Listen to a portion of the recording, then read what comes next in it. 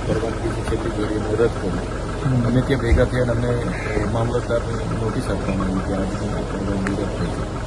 અને અમે તેમ છતાં કાયદો વ્યવસ્થા જળવાય એ રીતના અમે પગપાળા ચાલી ગયા. હવે પગપાળા ચાલવામાં અમે કોઈને પણ અડચણરૂપ નથી બની.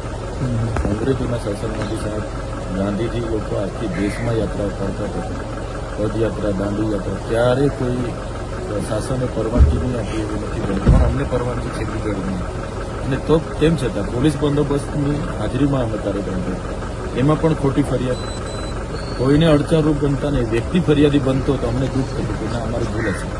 ત્યારે અમને થતું કે કદાચ અમારી ભૂલ રહી ગઈ છે. ત્યારે કોઈ વ્યક્તિ પણ પીઆઈ જાતે ફરિયાદી બને, એક ધારાસભ્ય અને મારા સાથી 13 લોકોના નામ જોગ અને 70 લોકોના ટોળા સાથે ફરિયાદ કરે તો કેટલું રિયાલિટી છે.